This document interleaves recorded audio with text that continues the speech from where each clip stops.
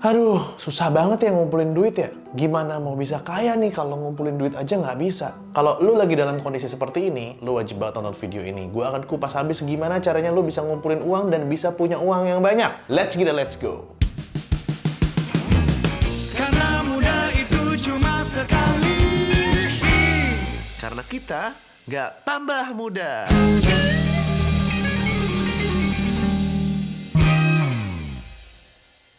Balik lagi bareng gue Ogut di Muda Cuma Sekali, karena kita nggak tambah muda. Halo, kenalin gue Ogut Muda Cuma Sekali. Gue konten kreator dan punya bisnis, komunitas, dan tempat belajar untuk jadi konten kreator. Dan di channel ini lo akan nemuin tentang dua hal, yaitu tentang tips digital creator plus self-development. Di episode kali ini gue akan ngebahas tentang self-development buat anak-anak muda Indonesia. Banyak banget anak-anak muda Indonesia yang ngeluh ke gue bahwa dia itu susah banget untuk ngumpulin duit, susah banget untuk nabung, dan dia pusing ke depannya gimana bisa jadi orang kaya kalau misalnya gue nggak bisa memanage money gue. Alhasil, gue kepikiran untuk memberikan video ini sebagai tips buat lo yang lagi dalam kondisi seperti ini. Tips ini udah gue jalanin dari waktu gue kuliah sampai gue kerja, dan akhirnya sekarang alhamdulillah gue bisa punya uang yang cukup. Sebentar.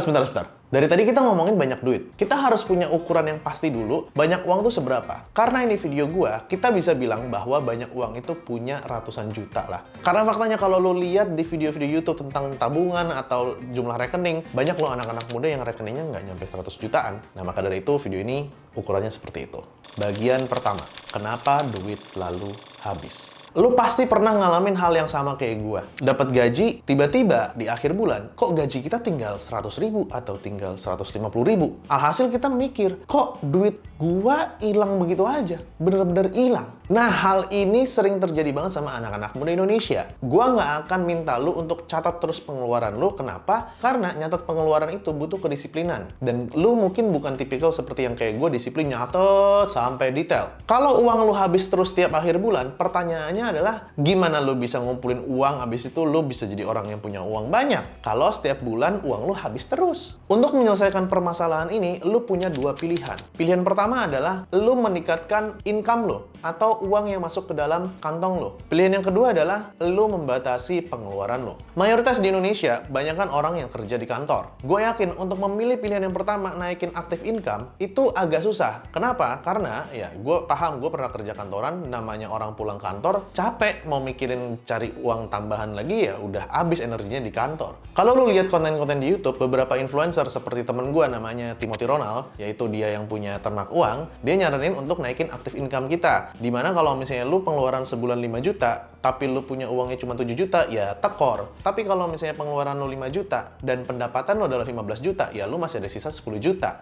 Jadi ya aman. Tapi gue tahu bahwa itu tidak bisa digeneralisasikan kepada semua orang. Alhasil, lu bisa pilih yang keduanya, yaitu menahan pengeluaran. Mengenai menahan pengeluaran, gue tuh ngelihat ada dua faktor yang paling besar pengeluarannya buat anak muda Indonesia. Di luar cicilan atau di luar KPR dan lain-lain ya. Ini yang bersifatnya gaya hidup. Yang pertama adalah makan lucu-lucu atau makan makanan fancy atau makan-makan di luar. Lu pernah ngitung nggak sih? Kalau lu mau bikin ayam bakar, lu makan di restoran, harganya mungkin bisa 20 ribu. Tapi kalau lu beli ayam sendiri, bikin bumbu sendiri, lu bakar sendiri di rumah, itu harga kosnya mungkin sekitar cuma 10 ribu sampai 12 ribu. Jadi buat lu yang sering makan di luar, mendingan kurang-kurangin deh. Lu banyak-banyakin delivery food, kayak gitu kan gede costnya. Ini yang bikin orang tuh tekor kantongnya, karena dia makan di luar melulu. Coba deh mulai sekarang lu bekal atau lu batasin makan di luarnya. Lu kasih budget setiap mau makan di luar. Selanjutnya yang bikin pengeluaran lu tinggi adalah pengeluaran-pengeluaran seperti kayak shampoo, sabun, sikat gigi, dan lain-lainnya. Ini ada tips untuk lu bisa berhemat mengenai deterjen, shampoo, dan lain-lainnya. Lu borong shampoo tersebut pada saat lagi ada diskon.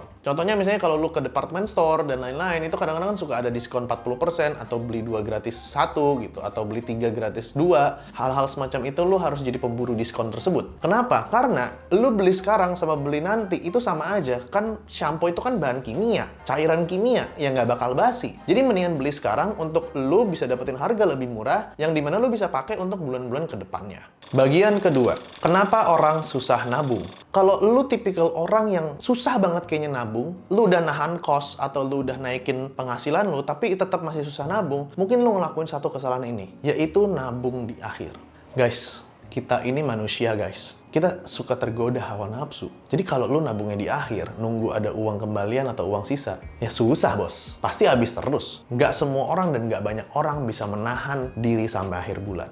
Karena kita ini manusia dan kita sering hilaf, manusia adalah tempatnya dosa, manusia adalah tempatnya hilaf, makanya cara nabung kita itu bukannya di akhir, tapi di awal. Dulu gue waktu kerja, gue dapet gaji, gue itu nabungnya di awal. Jadi gue potong dulu uang, pertama kali gue dapet gajian, langsung gue pindahin ke rekening yang lainnya, yang dimana rekening tersebut nggak ada ATM-nya, jadi gue nggak bisa ambil, barulah gue pakai sisanya. Dulu waktu gue kerja di Plaza Indonesia. Gue punya uang untuk makan setiap hari di food court Plaza Indonesia, atau di restoran-restoran kayak semacam yang kayak restoran-restoran Sunda, restoran-restoran Jawa di mall, yang lu kalau sekali makan itu bisa habis seorang 80.000 sampai 90.000. Gue mampu. Tapi karena gue memahami prinsip keuangan ini, yang dimana yang pertama tadi gue bilang menahan kos, yang kedua adalah potong di awal, akhirnya gue memilih makannya itu di kebun kacang. Gue makan kayak soto tangkar cuman 12.000, gue makan nasi uduk cuman 13.000, atau soto Lamongan yang maksimal 20.000 lah gue sekali makan. Ingat ya, 20.000 itu di Jakarta, jangan lu banding-bandingin sama di daerah-daerah lainnya loh. 20.000 makan di Jakarta tuh udah oke lah, udah murah coy.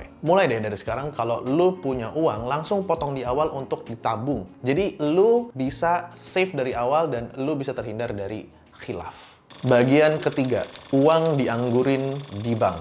Ini tuh bahaya banget. Kalau uang lo dianggurin di bank, yang untung banknya. Lo tau nggak sih fungsinya bank? Fungsinya bank itu kan bisnisnya simpelnya cuma dua. Memberikan pinjaman, which is dia dapat cuan bunga, atau menerima tabungan yang dimana uangnya itu nanti diputar lagi lewat manajer investasi yang ada di bank tersebut. Kalau lo cuma nganggurin duit lo di bank, yang dimana duit lo nggak sekolah lagi, yang untung banknya. Kenapa? Karena duit yang lo taruh di tabungan tersebut, kan jadinya kan ada di dalam kas banknya. Nah, bank tersebut menginvestasikan lagi uang-uang lo, yang dimana nanti returnnya itu dibagikan ke lo berupa bunga. Tapi ingat, bunga yang lo dapatkan itu tidak sebanding dari penghasilan atau cuan dari bank tersebut dalam meminjamkan uang ke orang lain atau menginvestasikannya di pasar modal. Maka dari itu, uang lu tuh nggak boleh nganggur di bank. Uang yang udah lu tabung-tabung tersebut itu nggak boleh nganggur di bank. Lu harus sekolahin uang lu tersebut dengan cara diinvestasikan. Buat lo yang mau investasi, gue sangat menyarankan lo download aplikasi yang namanya Ajaib. Di aplikasi Ajaib ini lo bisa berinvestasi saham atau berinvestasi reksadana. Nah, mulai deh pelajarin di situ, karena di aplikasi Ajaib juga ada komunitasnya, dan lo bisa nanti memilih untuk dimasukin ke dalam reksadana atau saham apa dari aplikasi Ajaib tersebut. Caranya lo tinggal ke App Store, terus habis itu lo cari aplikasi yang namanya Ajaib, warnanya biru dan ada gambar lampu Aladinnya. Lo download.